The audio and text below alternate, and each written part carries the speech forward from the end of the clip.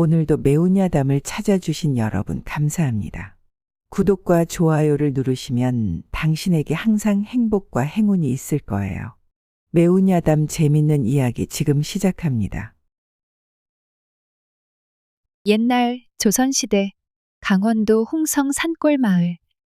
겨울바람이 매섭게 몰아치던 밤이었습니다. 장남 서원은 깊은 잠에 빠져 있었습니다. 평소와 다름없는 고요한 밤이었으나 서원은 어딘가 낯선 한기를 느끼며 뒤척였지요. 그때였습니다. 서원의 꿈속에 돌아가신 아버지가 나타났습니다. 서원아, 익숙하지만 어딘가 떨리는 목소리에 서원은 흠칫 놀라 고개를 들었습니다. 꿈속의 아버지는 생전의 모습과 달랐습니다. 하얗게 질린 얼굴, 젖은 옷, 떨리는 손길. 아버지는 검은 얼음으로 덮인 무덤 위에 서 계셨습니다. 발밑에서는 얼음 사이로 차디찬 물줄기가 흘러나오는 듯 보였지요. 아버지, 서원은 반가움에 외쳤습니다. 그러나 아버지의 표정은 차갑고 고통스러웠습니다. 춥다, 서원아. 너무 춥구나. 물이 차오르고 살이 시리다. 물이요? 물이 차오른다니 그게 무슨 말씀이십니까? 서원은 다급히 물었으나 아버지는 고개를 저으며 발밑을 가리켰습니다. 내 자리가 편하지 않다. 이 물이 나를 삼키려 하고 있다. 내 몸이 얼음에 묶여 있구나. 아버지의 목소리엔 분명한 절박함이 서려 있었습니다. 서원은 그 자리에서 아버지에게 다가가려 했으나 발이 얼음에 닿자마자 뼛속 깊이 시린 냉기가 올라와 멈춰 설 수밖에 없었습니다. 아버지, 잠시만 기다리십시오. 제가 어떻게든 구해드리겠습니다. 그러나 아버지의 모습은 점점 흐릿해졌고 몸은 얼음과 물에 삼켜져 가는 듯 보였습니다. 서원아, 서둘러야 한다. 이 물이 나를 삼키기 전에. 서원은 절망 속에서 아버지의 이름을 불렀습니다. 아버지, 가지 마십시오. 아버지, 그 순간 서원은 땀에 흠뻑 젖은 채 잠에서 깼습니다. 방 안은 고요했으나 그의 심장은 미친 듯이 뛰고 있었습니다. 이게 무슨 일이란 말인가? 서원은 가슴을 부여잡고 한참 동안 숨을 골랐습니다. 아버지의 목소리와 모습이 생생하게 떠올라 가슴이 답답해졌습니다. 다음 날 아침 서원은 동생들을 불러 모았습니다. 너희들에게 중요한 이야기를 해야겠다. 어젯밤 꿈에 아버지가 나타나셨다. 서원의 진지한 표정에 동생들은 귀를 기울였습니다. 아버지가 춥다 하셨다. 물이 차오르고 얼음에 갇혀 계셨다. 서원은 꿈속의 아버지를 묘사하며 그분의 고통스러운 모습과 절박한 목소리를 전했습니다. 그러나 동생들은 이를 단순히 꿈으로 치부하며 웃어넘겼습니다. 둘째 동생이 말했습니다. 형님, 날이 춥다 보니 그런 기운이 꿈에 나타난 것 아니겠습니까? 너무 걱정하지 마십시오. 아니다. 단순한 꿈이 아니었다. 아버지는 분명 나를 부르셨다. 우리가 아버지를 구하지 않으면 안 된다. 서원은 목소리를 높였지만 동생들의 반응은 시큰둥했습니다. 그날 밤 동생들은 모두 똑같은 꿈을 꾸었습니다. 아버지가 묘 위에서 손을 뻗으며 고통스러운 표정으로 서 계셨습니다. 얼음과 물이 그를 감싸고 있었고 아버지는 애처롭게 말했다. 너희들이 나를 구해다오. 이 물길이 나를 삼킨다. 아침이 되자 동생들은 서원을 찾아와 얼굴을 마주하며 말했습니다. 형님 말이 맞는 것 같습니다. 우리도 아버지를 배웠습니다. 너무나 고통스러운 모습이었지요. 서원은 고개를 끄덕이며 말했습니다. 이건 단순한 꿈이 아니다. 아버지의 묘에 무언가 문제가 있는 것이 틀림없다. 오늘 당장 확인하러 가자. 형제들은 이른 아침 짐을 챙기고 산길을 따라 묘를 향해 나아갔습니다. 차가운 겨울바람이 옷깃을 파고들었지만 형제들은 멈추지 않았습니다. 산을 오를수록 그들의 발걸음은 더 무거워졌고 아버지 묘에서 벌어질 일을 상상하며 마음을 다잡았습니다. 묘지를 향해 걸어가던 서원과 두 동생은 무거운 발걸음을 옮겼습니다. 산길은 눈이 덮여 있어 미끄러웠고 가파른 곳에서는 신중히 발을 디뎌야 했습니다. 그럼에도 형제들은 아버지의 묘에서 무언가 이상한 일이 벌어지고 있음을 알기에 발걸음을 늦출 수 없었습니다. 형님, 막내가 조심스레 물었습니다. 혹여 그 꿈이 단순히 겨울밤의 악몽은 아니겠지요? 괜히 우릴 부추기신 건 아니겠습니까? 서원은 짧게 한숨을 내쉬며 대답했습니다. 나 또한 처음엔 그렇게 생각했다. 허나 아버지의 목소리는 너무나도 분명했다. 너희들도 그 꿈을 꾸었지 않느냐? 단순한 악몽이라 치부하기엔 아버지의 말씀과 모습이 어찌 그리 똑같단 말이냐. 막내는 아무 말도 하지 못하고 고개를 끄덕였고 둘째도 얼굴을 굳힌 채 묵묵히 걷기만 했습니다. 그렇게 산길을 한참 걸어 아버지의 묘에 도착한 형제들은 예상치 못한 광경에 발길을 멈췄습니다. 묘 주변의 땅은 눈이 쌓여 있어야 할 자리에 검은 얼음으로 덮여 있었던 것입니다. 얼음은 묘를 감싸며 퍼져나가더니 묘 뒤쪽으로 길게 이어져 있었습니다. 그 얼음은 한겨울의 자연스러운 얼음이 아니었습니다. 무언가 음습하고 차가운 기운이 스며든 듯 얼음은 빛을 반사하기보다는 어둠을 머금은 듯 보였습니다. 이게 도대체 뭔 일이란 말이냐? 서원이 낮게 중얼거리자 둘째가 말을 이었습니다. 형님, 이 얼음이 왜 이리 검고 기묘합니까? 이건 마치 사람을 거부하는 듯한 느낌입니다. 막내는 얼음 쪽으로 천천히 다가갔습니다. 얼음을 손으로 만져보려는 순간 서원이 소리쳤습니다. 건드리지 마라. 그 얼음은 뭔가 이상하다.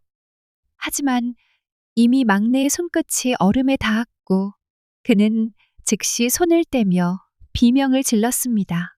이건 얼음이 아닌 것 같습니다. 이렇게 순식간에 손이 얼어붙는 얼음은 본 적이 없습니다. 막내는 손을 흔들며 얼굴을 찌푸렸고 서원은 얼음에 가까이 다가가며 말을 이었습니다. 그렇지. 저 얼음은 단순히 차가운 것이 아니다. 무언가 기운이 담겨 있다. 마치 아버지께서 말씀하신 물이 이 얼음 아래에 흐르는 것 같다. 서원은 얼음을 따라 묘의 뒤편으로 발걸음을 옮겼습니다. 얼음은 묘를 지나 산 아래쪽으로 길게 이어졌고 그 끝은 작은 우물처럼 보이는 폐허로 연결되어 있었습니다. 폐허에는 오래된 돌들이 어지럽게 흩어져 있었고 그곳에서 이상한 소리가 들려왔습니다. 흐르는 물소리 같기도 하고 무언가 웅웅 울리는 소리 같기도 한 이상한 소리였습니다. 형님, 저곳은 무엇입니까? 둘째가 묻자 서원은 고개를 저으며 대답했습니다. 나도 모르겠다. 저 폐허된 집은 예전부터 있었다는 이야기는 들었지만 누가 살았다든지 가본 적은 없었다. 막내는 폐허를 가리키며 다급히 말했습니다. 형님, 저 폐허에서 무언가 올라오는 것 같습니다. 저 검은 기운은 대체 무엇입니까? 서원과 둘째가 고개를 돌려보니 폐허 지붕 위로 검은 안개 같은 것이 피어오르고 있었습니다. 그 기운은 묘까지 이어진 얼음 위로 천천히 퍼져나가고 있었지요. 이대로 있을 수는 없다. 서원은 단호히 말하며 발걸음을 돌렸습니다. 이 문제의 실마리를 알아내야 한다. 풍수의 밝은 어르신들께 물어보자. 분명 저 폐허와 얼음에 대해 아는 것이 있을 것이다. 형제들은 묘에서 내려와 풍수꾼에게 찾아갔습니다. 서원은 연로한 풍수꾼 노인 백수홍을 찾아갔습니다. 백수홍은 과거 산길의 물길과 풍수에 대해 잘 알고 있다고 알려져 있었지요. 어찌 이리 약속도 없이 갑작스레 찾아왔느냐? 백수홍은 짙은 주름진 얼굴로 서원을 반기며 물었습니다. 제가 묘한 꿈을 꾸고 묘를 찾아가 보았는데 이상한 일이 벌어졌습니다. 묘가 검은 얼음으로 덮여 있었고 그 얼음은 묘 뒤편으로 이어져 산 아래 폐허까지 연결되어 있었습니다. 서원의 말에 백수홍은 표정을 굳히며 한참 동안 침묵하더니 조용히 입을 열었습니다. 그 자리는 알아보니 옛날 강이 흐르던 자리라더라. 홍수로 물길이 바뀌며 강이 사라졌지만 물의 기운은 여전히 땅속에 남아있다 하더군. 그런 자리는 묘를 쓰기에 적합하지 않다네. 물길 위에 묘를 쓰면 조상의 기운이 제대로 머물지 못하고 방황하게 되지. 백수홍은 다시 긴 한숨을 내쉬며 말을 이었습니다. 그 땅에는 예전에도 이상한 일이 많았다네. 그 자리에 있던 나무는 늘 말라 죽었고 동물들은 그곳에 가까이 가지 않았다지. 내 아버지를 그런 곳에 모신 것이 안타깝구나. 서원은 백수홍의 말을 듣고 난 뒤 묵묵히 고개를 숙였습니다. 그럼 이장을 해야겠습니까? 백수홍은 고개를 저으며 단호히 말했습니다. 이장은 쉬운 일이 아니야. 조상을 옮기는 건 큰 죄가 될 수도 있다네. 하지만 내가 옳은 일을 하고자 한다면 반드시 자연의 흐름을 거스르지 않고 문제를 해결할 방법을 찾아야 하네. 서원은 집으로 돌아와 동생들에게 백수홍의 말을 전했습니다. 둘째는 즉각 소리쳤습니다. 형님, 이장 말고는 방법이 없습니다. 아버지께서도 분명 꿈속에서 불편하다고 하지 않으셨습니까? 차라리 이 자리를 떠나는 것이 아버지를 위한 길입니다. 하지만 막내는 고개를 가로저으며 반박했습니다. 안 됩니다. 조상을 옮기는 건 큰 죄라 하지 않으셨습니까? 우리가 섣불리 나서면 오히려 화를 불러올 수 있습니다. 서원은 갈등하는 동생들을 바라보며 무겁게 입을 열었습니다. 둘 다 옳은 말이다. 허나 쉽게 결정할 수는 없다. 내일 다시 묘로 올라가 더 많은 단서를 확인하고 자연의 흐름을 거스르지 않으면서도 아버지를 편히 쉬게 할 방법을 찾아보자. 다음 날 서원과 두 동생은 다시 묘지로 향했습니다. 전날의 긴장감이 가시지 않은 탓에 형제들의 표정은 무거웠고 누구도 말을 꺼내지 않았습니다. 묘지에 가까워질수록 공기는 점점 더 차가워졌고 땅은 단단히 얼어붙어 있었습니다. 묘지에 도착한 형제들은 전날과 다름없이 검은 얼음이 묘지를 뒤덮고 있는 모습을 다시 마주했습니다. 그러나 오늘은 더욱 이상한 점이 눈에 띄었습니다. 묘의 한가운데 얼음 위에 희미한 무늬 같은 것이 드러나 있었던 것입니다. 그것은 마치 물결이 얼어붙어 형성된 듯한 기묘한 형태를 이루고 있었고 서원은 얼음 위에 허리를 굽히며 그 무늬를 유심히 살폈습니다. 형님, 그게 무엇입니까? 둘째가 물었습니다. 서원은 손가락으로 무늬를 가리키며 대답했습니다. 마치 글자처럼 보이지만 낯선 모양이구나. 이건 단순히 자연적으로 생긴 게 아닌 듯하다. 막내는 무늬 주위를 돌며 살폈습니다. 형님, 이 문양이 묘 뒤로 이어진 얼음길까지 연결된 것 같습니다. 무언가 흐름이 있는 것처럼 보입니다. 서원은 묘 뒤로 이어지는 얼음길을 따라가 보기로 했습니다. 어제 발견했던 폐허로 이어지는 길이었지요. 형제들이 조심스레 발걸음을 옮기자 폐허 쪽에서 어렴풋이 들리던 소리가 점점 더 선명해졌습니다. 졸졸, 졸졸. 흐르는 물소리와 함께 이상한 웅웅거리는 음조가 섞인 듯한 소리였습니다. 폐허에 다다르자 형제들은 그 소리의 근원이 바로 폐허 아래에서 나는 것임을 깨달았습니다. 폐허 한가운데에는 오래된 우물이 있었고 그 우물에서는 차가운 기운이 올라오고 있었습니다. 서원은 얼음을 따라 우물 안쪽을 들여다보았습니다. 얼음 아래로 흐르는 물이 보였고 그 물은 검게 빛나는 이상한 색을 띠고 있었습니다. 이게 우물의 물길이 얼음과 연결되어 있었던 거로 보이는구나. 서원이 말했습니다. 둘째가 덧붙였습니다. 저 물이 아버지의 묘지 아래까지 흘러들어가고 있는 것이 분명합니다. 물이 조상의 혼을 괴롭히고 있는 것이 아닙니까? 서원은 가만히 손을 뻗어 우물 가장자리를 만져보았습니다. 그러자 손끝으로 전해지는 차가운 기운과 함께 갑작스럽게 머릿속에 낯선 환영이 떠올랐습니다. 서원은 깜짝 놀라 손을 떼며 숨을 몰아쉬었습니다. 형님, 무슨 일이십니까? 막내가 다급히 물었습니다.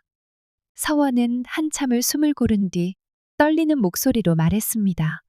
우물 아래에서 뭔가 보였다. 마치 오래된 물길이 다시 흐르기 시작하는 듯한 모습이었고 그 물이 흘러 묘지를 삼키고 있는 모습이 나타났어. 서원은 우물에서 느낀 환영을 정리하기 위해 다시 마을로 내려갔습니다. 그곳에서 서원은 전날 만난 백수홍을 다시 찾아갔습니다. 할아버지, 그 우물과 얼음길은 무엇입니까? 왜 물길이 얼음으로 변해 묘를 감싸고 있는 것인지 도무지 알 수가 없습니다. 백수홍은 한참 동안 곰방대에 담배를 피우며 생각에 잠긴 뒤 대답했습니다. 그 우물은 단순한 우물이 아니네. 오래전 이 마을에 큰 강이 흘렀을 때 그 강의 물길이 바로 그 자리로 들어가 땅속으로 이어졌다고 하지.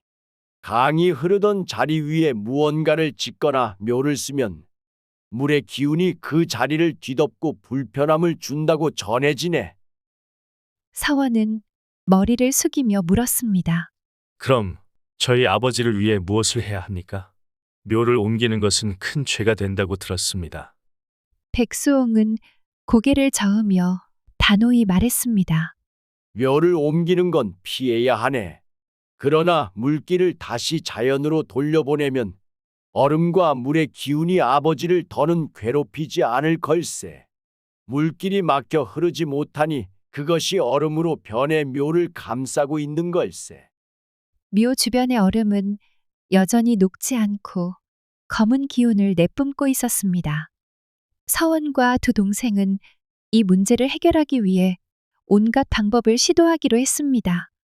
단순히 물길을 돌리는 것만으로는 충분하지 않을지도 모른다는 생각에 형제들은 마을과 인근 지역의 사람들에게 도움을 구했습니다.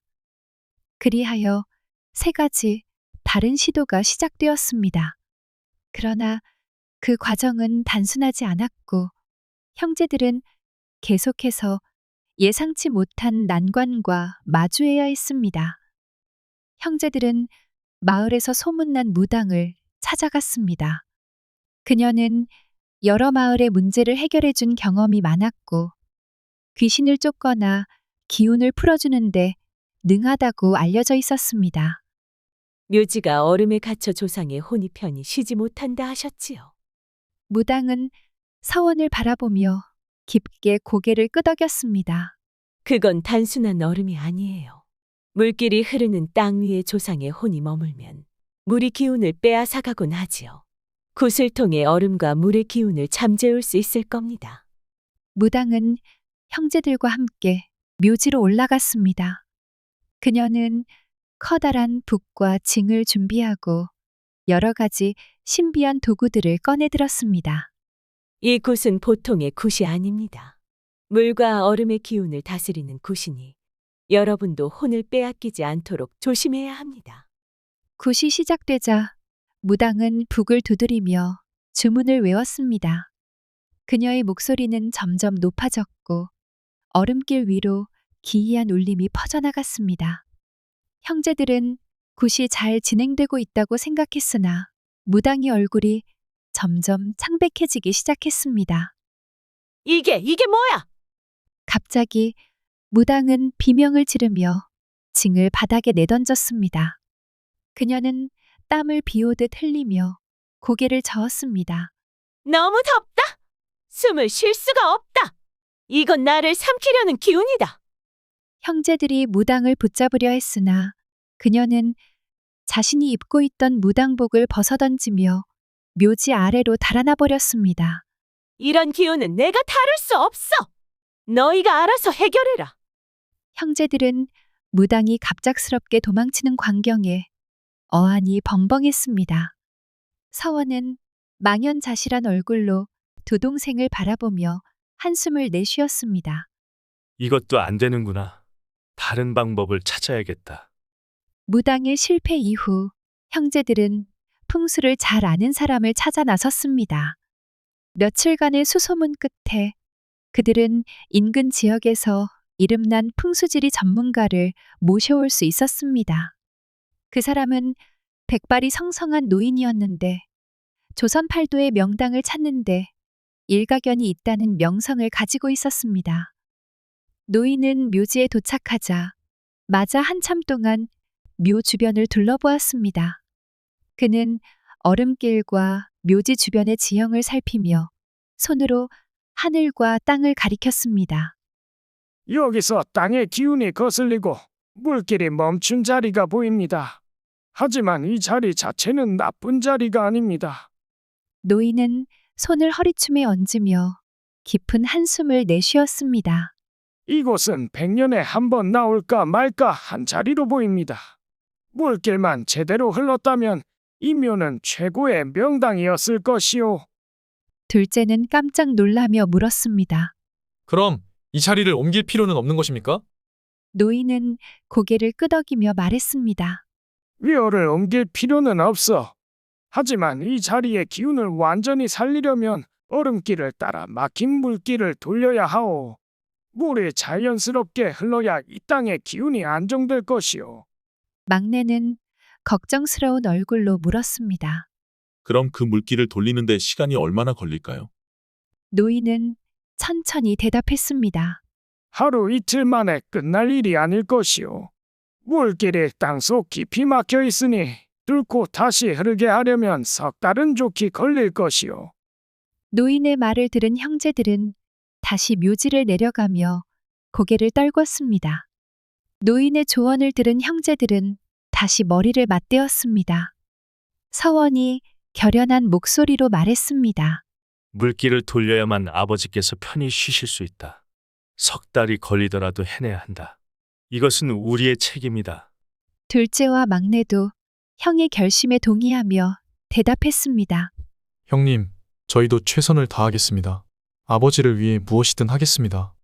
다음 날부터 형제들은 물길을 돌리는 작업을 시작했습니다. 얼음길을 따라 땅을 파내고 막혀 있는 물길을 뚫는 작업이었습니다. 그러나 그 일은 생각보다 훨씬 더 고되고 어려웠습니다. 형제들은 물길 작업이 고되자 대화는 곧 날카로운 말다툼으로 번졌습니다. 형님, 둘째가 먼저 입을 뗐습니다. 솔직히 이 모든 건 형님이 처음 묘자리를 잘못 골라서 벌어진 일 아닙니까? 서원은 얼굴을 굳히며 대답했습니다. 그게 무슨 말이냐? 그 당시 우리 모두가 함께 결정한 자리였다. 둘째는 물러서지 않았습니다. 형님이 마청인이 최종적으로 결정하셨잖아요. 조금만 더 신중했더라면 이런 일은 없었을 겁니다. 막내가 조심스레 끼어들었습니다. 둘째 형님 말도 일리가 있어요. 그때는 저희가 어려서 형님만 믿었으니까요. 서원은 한숨을 쉬며 말했습니다. 그래, 내가 잘못했다고 치자. 하지만 지금 와서 따지는 게 무슨 소용이냐? 아버지를 위해 뭘 해야 할지 생각하자. 그러나 둘째는 여전히 날선 목소리로 말했습니다. 형님은 항상 책임을 회피하려고만 하십니다. 마청이면 더 책임감 있게 행동해야죠. 서원의 목소리도 높아졌습니다. 책임감? 내가 지금까지 너희를 위해 해온 건 생각도 안 하느냐? 지금 이 상황에서 그 말이 나오냐? 막내가 서둘러 두 형의 사이를 중재했습니다. 형님들, 제발 진정하세요. 아버지를 위해 힘을 합쳐야지. 이렇게 다툴 때가 아닙니다. 서원은 한동안 침묵하더니 고개를 끄덕였습니다. 그래, 지금은 아버지를 먼저 생각하자. 내가 부족한 형일 수도 있다. 하지만 지금은 해결이 먼저다. 둘째도 마지못해 고개를 끄덕였습니다. 좋습니다. 우선 아버지를 위해 힘을 합칩시다. 막내는 안도의 숨을 내쉬며 두 형을 번갈아 보았습니다. 좋아요. 우리 다 같이 이 문제를 해결합시다. 아버지가 우리가 이렇게 다투는 걸 원하지 않으실 겁니다. 형제들은 어색한 화해 속에서 물길 작업을 시작했습니다.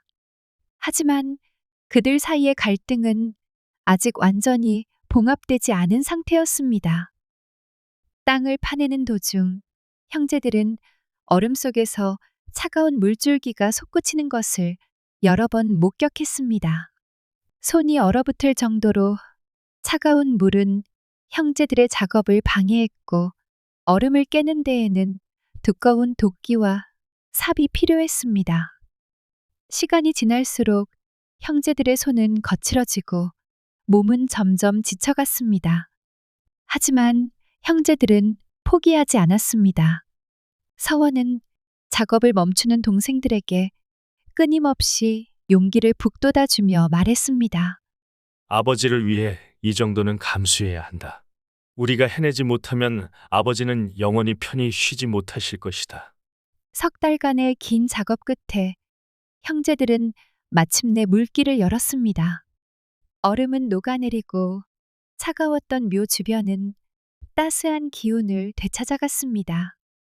폐허 아래 우물에서부터 시작된 물줄기가 묘지 아래를 지나 자연스럽게 산 아래로 흘러내리는 장면을 바라보며 형제들은 가슴 깊은 안도와 함께 뜨거운 뭉클함을 느꼈습니다.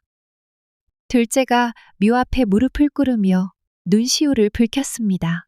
아버지, 이제야 정말로 편히 쉬실 수 있게 된 것 같습니다. 저희가 늦었지만 그래도 다행입니다. 막내도 묘 앞으로 다가가 서투르게 눈물을 훔쳤습니다. 아버지, 그동안 우린 너무 멀리 떨어져 있었습니다. 아버지께서 떠나신 뒤로 형제들이 함께 무언가를 한 기억이 없었습니다. 하지만 이번 일로 형님들과 함께하니 어릴 적처럼 다시 하나가 된 기분입니다. 서원은 묘 앞에서 오래도록 고개를 숙인 채 무언가를 곱씹었습니다. 손바닥엔 얼음길을 깨던 삽과 도끼로 생긴 굳은 살과 찢어진 상처가 가득했습니다. 고개를 들고 동생들을 바라보니 둘째와 막내의 손도 마찬가지로 성한 곳이 없었습니다. 너희들의 손을 보니 내가 얼마나 부족한 형이었는지 느낀다. 서원이 떨리는 목소리로 말을 꺼냈습니다. 아버지께서 돌아가신 뒤 우리는 이렇게 힘을 합쳐본 적이 없었다. 각자 삶이 바쁘다며 서로를 돌보지 못했다. 이번 일로 겨우 깨달았다. 우리 형제는 함께 있어야 한다는 것을. 둘째가 고개를 끄덕이며 대답했습니다. 형님, 저도 같은 생각입니다. 이번 일을 하면서 새삼 느꼈습니다. 아무리 힘들어도 형님과 막내가 있어서 버틸 수 있었습니다. 우리가 아버지의 뜻을 지키려면 형제 간 우애를 지키는 것이 가장 중요한 일이라는 것을요. 막내는 두 손을 들어 보이며 웃음 속에 눈물을 흘렸습니다. 손이 이 모양이 된 게 이번 일이 처음이네요. 사실 삽질도 서투르고 망치질도 제대로 못해서 여러 번 혼자 속으로 한심하게 느꼈습니다. 그런데 형님들이 항상 괜찮다고 말해주셔서 겨우 버텼어요. 아버지께서 이번 일을 통해 우리가 더 가까워지라고 하신 게 아닐까 싶어요. 서원은 동생들의 말에 눈물을 참지 못하고 고개를 숙였습니다. 그리고 떨리는 목소리로 대답했습니다. 맞다. 아버지께서 우리를 위해 이 일을 주셨을지도 모른다. 그동안 우린 각자 다른 곳에서 서로를 잊고 지내며 아버지가 주신 교훈을 잊고 있었다. 이번 일을 통해 너희와 다시 가까워질 수 있어서 난 정말 감사하다. 형제들은 서로의 손을 살폈습니다. 굳은 살과 상처투성이가 된 손바닥은 긴 작업의 고단함을 고스란히 보여주고 있었습니다. 둘째가 서원의 손을 붙잡으며 조심스레 물었습니다. 형님, 이 상처는 많이 아프십니까? 서원은 고개를 저으며 답했습니다. 아프지 않다. 너희 둘이 이 자리에 함께 있어줘서 모든 고통이 잊혀졌다. 막내가 자신의 손을 보며 장난스럽게 말했습니다. 이 손이 나중에 다 낫고 나면 고생한 자국으로 자랑해야겠어요. 누가 물으면 아버지 묘를 지키기 위해 형제들과 함께했다 말하려고요. 형제들은 서로의 손에 연고를 발라주고 상처를 감싸며 진심 어린 미소를 주고받았습니다. 그들의 마음속에는 오랜 시간 동안 잃어버렸던 형제애가 되살아나고 있었습니다. 얼음길이 완전히 녹고 물이 자연스럽게 흐르기 시작하자 형제들은 묘 뒤편의 물길을 바라보며 나란히 섰습니다. 물은 폐허의 우물에서 흘러 묘를 지나 산 아래로 길게 이어졌고 그 소리는 마치 오래된 상처를 치유하는 음악처럼 들렸습니다. 서원은 물길을 바라보며 나지막이 말했습니다. 아버지께서 정말로 이 물길을 통해 편히 쉬실 수 있을 것이다. 우리가 해낸 일이 틀리지 않았다는 걸 믿는다. 둘째가 눈물을 훔치며 말했습니다. 형님, 아버지가 우리를 바라보며 얼마나 흐뭇해하실지 모르겠습니다. 저희가 함께 이 일을 해낸 걸 아신다면 더할 나위 없이 기뻐하셨을 겁니다. 막내는 형제들 사이에 서서 두 형을 번갈아 보며 깊은 숨을 내쉬었습니다. 우리 이제 더 이상 떨어져 살지 맙시다. 아버지께서도 형제간 우애를 잃지 말라고 하신 뜻으로 받아들이고 앞으로도 함께 합시다. 서원과 둘째는 막내의 말을 듣고 눈물을 흘리며 고개를 끄덕였습니다. 형제들은 물길이 흐르는 장면을 끝없이 바라보며 서로를 꼭 끌어안았습니다. 그들은 서로의 온기를 느끼며 오랜 시간 울음을 터뜨렸습니다. 아버지, 감사합니다. 이제 우리는 형제로서 다시 하나가 되었습니다. 그들의 울음소리는 물길의 졸졸거림과 함께 산속 깊이 울려 퍼졌습니다. 그날 밤 서원은 오랜만에 평화로운 마음으로 잠에 들었습니다.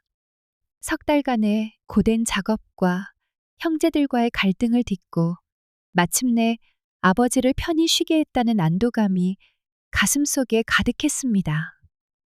잠결에 서원은 낯익은 풍경 속을 걷고 있었습니다. 그것은 어린 시절 형제들과 뛰놀던 고향의 들판이었습니다. 따뜻한 햇살 아래 바람은 부드럽게 불었고 저 멀리서 아버지의 목소리가 들려왔습니다. 서원아, 이리 와 보거라. 서원은 가슴이 두근거렸습니다. 고개를 들어보니 아버지가 들판 한가운데에 서 계셨습니다. 아버지는 언제나처럼 단정한 옷차림에 온화한 미소를 띠고 계셨습니다. 서원은 아버지를 향해 달려갔습니다. 아버지, 아버지는 두 팔을 벌려 서원을 맞아주셨습니다. 서원은 아버지의 품에 안겨 한동안 말을 잇지 못했습니다. 아버지, 이제 편히 쉬실 수 있는 겁니까? 서원이 물었습니다. 아버지는 고개를 끄덕이며 따뜻한 미소로 대답하셨습니다. 그래, 내 덕분이다. 그리고 내 동생들 덕분이다. 내가 너희들 곁을 떠난 후에도 너희가 이렇게 효심을 다해 나를 돌봐주니 어찌 고맙지 않겠느냐. 서원은 아버지를 바라보며 눈물을 글썽였습니다. 아버지, 그동안 부족한 아들이었습니다. 아버지가 떠나신 뒤에야 우리가 얼마나 많은 걸 잃었는지 깨달았습니다. 형제간의 우애도 소홀했고 아버지께 배운 것을 제대로 지키지 못했습니다. 정말로 죄송합니다. 아버지는 서원의 어깨를 다독이며 말씀하셨습니다. 아니다, 서원아. 너희는 잘하고 있다. 이번 일을 통해 너희 형제들이 다시 하나가 된 것이 무엇보다 기쁘구나. 내가 너희에게 남긴 가장 큰 유산은 바로 서로를 아끼고 의지하는 마음이다. 그 마음만 있다면 너희는 어떤 어려움도 이겨낼 수 있을 것이다. 서원은 고개를 끄덕이며 대답했습니다. 예, 아버지. 앞으로는 형제들과 함께 힘을 합쳐 서로를 돌보겠습니다. 아버지께서 지켜보실 것을 믿습니다. 아버지는 서원의 손을 꼭 잡고 마지막으로 당부했습니다. 그래야 한다. 내가 없는 세상에서도 너희가 서로를 지키고 의지하며 살아가길 바란다. 그것이 바로 효심이고 내가 너희에게 바라는 유일한 부탁이다. 아버지는 서원을 향해 밝게 웃으셨습니다. 그리고 한 걸음씩 뒤로 물러서며 말씀하셨습니다. 나는 이제야 진정한 안식을 찾았다. 서원아, 고맙다. 너희 형제 모두에게 고맙다고 전해다오. 서원은 아버지의 모습이 점점 멀어지는 것을 보며 손을 흔들었습니다. 아버지, 감사합니다. 저희를 위해 그동안 애쓰셨습니다. 편히 쉬십시오. 다음 날 아침, 서원은 꿈에서 깨어났습니다. 마음속에 따뜻한 기운이 가득 차올랐고, 그날 밤 아버지의 마지막 인사가 생생하게 떠올랐습니다. 서원은 두 동생을 불러 전날 밤 꿈에서 겪은 일을 이야기했습니다. 아버지께서 너희들에게도 고맙다고 전해달라 하셨다. 그리고 우리가 서로를 아끼고 의지하며 살아가기를 간절히 바라셨다. 둘째는 깊은 한숨을 내쉬며 말했습니다. 형님, 이제 아버지께서 정말로 평안을 찾으신 것 같습니다. 형님과 함께 아버지의 뜻을 이어나가겠습니다. 막내도 고개를 끄덕이며 덧붙였습니다. 이제 아버지께 부끄럽지 않게 살겠습니다. 형님과 형제들이 함께라면 무엇이든 할 수 있을 것 같아요. 형제들은 서로를 바라보며 미소를 지었습니다. 손에 남은 굳은 살과 상처는 이제 더 이상 고통이 아니었습니다. 그것은 형제들이 함께 이룬 노력의 증거이자 그들을 다시 하나로 묶어준 상징이었습니다. 형제들은 다시 묘로 올라갔습니다. 묘 뒤로 이어진 물길은 자연스럽게 흐르고 있었고, 맑고 투명한 물이 졸졸 소리를 내며 산 아래로 흘러내렸습니다. 형제들은 물길 앞에 나란히 서서 그 모습을 오래도록 바라보았습니다. 서원이 조용히 말했습니다. 아버지께서 우리를 지켜보고 계실 것이다. 우리가 이렇게 하나로 뭉친 모습을 아버지께서 얼마나 기뻐하실지 상상할 수 없다. 둘째가 고개를 끄덕이며 대답했습니다. 이 물길은 단순히 물이 흐르는 게 아니라 아버지와 우리가 연결되어 있다는 증거 같아요. 이 물길을 지키는 일이 이제 우리의 사명입니다. 막내는 두 형을 번갈아 보며 웃었습니다. 앞으로도 우리가 이 물길을 돌보고 형제들끼리 우애를 잃지 않으면 아버지께서도 영원히 행복하실 거예요. 형제들은 서로를 바라보며 미소를 지었습니다. 그리고 서원이 두 동생을 품에 끌어안으며 말했습니다. 우리 아버지께서 바라셨던 대로 살아가자. 우애를 잃지 말고 서로의 곁을 지키며. 형제들은 물길 앞에서 서로를 꼭 끌어안고 눈물을 흘렸습니다. 그 눈물은 슬픔이 아니라 감사와 다짐의 눈물이었습니다. 그날 이후로도 형제들은 아버지의 묘를 정성껏 돌보며 물길을 지켰고, 서로를 의지하며 평생토록 우애를 잃지 않았습니다. 즐거우셨다면 구독과 좋아요 댓글 부탁드립니다. 매운 야담, 더 매운 이야기로 다시 돌아오겠습니다. 지금까지 매운 야담이었습니다. 즐거운 하루 보내세요.